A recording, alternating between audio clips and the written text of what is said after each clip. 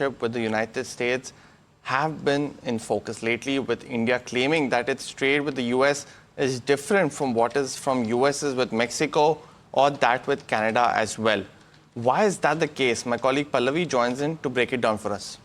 Right. The US has the highest trade deficit with China, and that's followed by Mexico and Vietnam. So let's take a quick snapshot of what merchandise trade with some of these economies and the US looks like.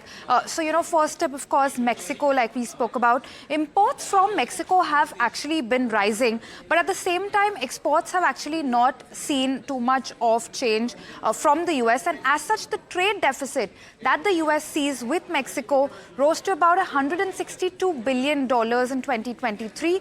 Exports accounted for about 12% of total US exports, and imports from Mexico made up about 13.5% of total US imports.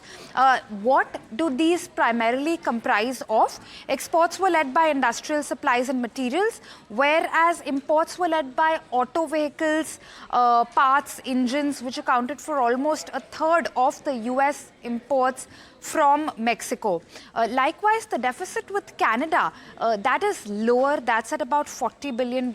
Exports to Canada accounted for roughly about 15% of all of US's exports, and imports from Canada make up about 12.5% of US imports. What do these comprise of? Both imports as well as exports comprise primarily of industrial supply and material. Now, in case of Trump tariffs that we have seen on Mexico and Canada, these countries are possibly being targeted because they're neighboring countries. Hence, they allow economies like China and other Asian economies as well to route exports through them. That's something we picked up, especially in case of Mexico. Now, coming back to India. Now, while the tariff imposition on India is set to come into impact only in the next fiscal year, possibly from April, India is definitely more reliant on US than the US is.